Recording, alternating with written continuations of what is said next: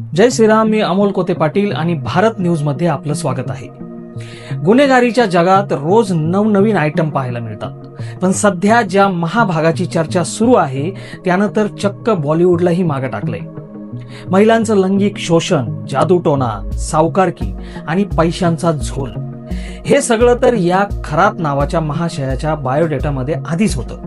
पण आता जो नवीन कारनामा समोर आला आहे तो ऐकून अक्षय कुमारला सुद्धा वाटेल की स्पेशल 26चा पार्ट 2 आपण नाही तर या खरातनंच लिहिलाय.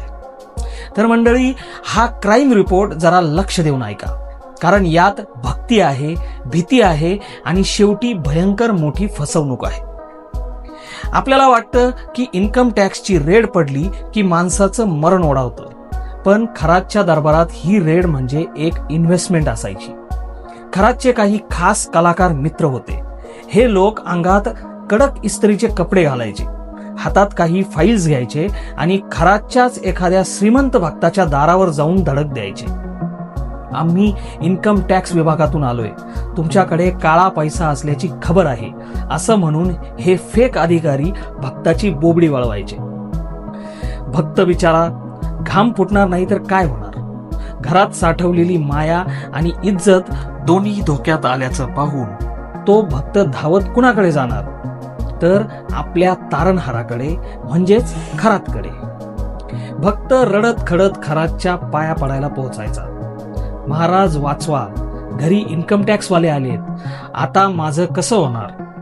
इकडे खरात मनातल्या मनात हसत असायचा, कारण ज्यांनी रेट टाकली होती ते पगार तर खरातकडूनच घेत होते, पण चेहऱ्यावर मात्र कमालीचं गांभीर्य आणून खरात बोलायचा, घाबरू नकोस बाळा, विठ्ठल समर्थ आहे, आपण तिरुपतीला जाऊ, तिथेच या संकटाचा निकाल लागेल.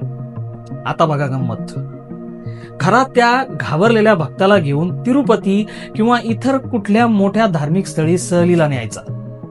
तिथे गेल्यावर तो आपल्या खोट्या इन्कम टॅक्स अधिकाऱ्यांना मेसेज करायचा, बस आता नाटक थांबवा. मग 2 दिवसांनी भक्ताला फोन यायचा की तुमची केस सेटल झाली आहे, आम्ही फाईल बंद केलीये. भक्ताला वाटायचं, वा, खरात महाराजांनी तर साक्षात देवालाच कामाला लावलं की काय. इकडे आम्ही दर्शन घेतलं आणि तिकडे इन्कम टॅक्सचं भूतच पळालं. या एका नाटकामुळे तो भक्त खरातचा पाय धुवून पाणी प्यायला तयार व्हायचा. याला म्हणतात प्युअर बिझनेस माइंड. एकदा का भक्ताचा विश्वास बसला की महाराज पॉवरफुल आहेत, मग सुरू व्हायचा खेळ. तो भक्त मग आपली तिजोरी खरातसाठी उघडी करायचा. महाराज हे घ्या 5-10 लाख रुपये तुमच्या आश्रमासाठी, किंवा खरात स्वतःच नवनवीन गरजा सांगून त्या भक्ताला लुटायचा. पण लूट फक्त पैशांचीच नव्हती.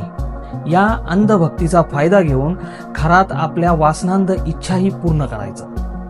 भक्ताच्या घरातील महिलांवर कृपादृष्टी टाकण्याचं पापही याच स्पेशल 26च्या आडून केलं जायचं. विचार करा, ज्या माणसावर तुम्ही देवासारखा विश्वास ठेवता तोच माणूस तुमच्या पाठीत खंजीर खुपसण्यासाठी अख्खी इन्कम टॅक्सची टीम भाड्यानं आणतोय. हे तर क्राईम पेट्रोलच्या एपिसोड पेक्षाही डेंजर आहे. आता प्रश्न असा येतो की हे लुबाडलेले करोडो रुपये हा खरात ठेवतो कुठे. सूत्रांच्या माहितीनुसार या काळ्या पैशांचा पांढरा करण्याचा कारखाना म्हणजे समतासारख्या पतसंस्था असल्याची दाट शक्यता आहे. भक्तांकडून हडपलेला पैसा, सावकारकीतून आलेलं व्याज आणि या फेक रेड मधून जमवलेली माया, ही सगळी या पतसंस्थेच्या खात्यांमध्ये फिरवली जात असल्याचा संशय व्यक्त केला जातोय. म्हणजे इकडे भक्ताचं घर जळतंय आणि तिकडे खरातची समता वाढते.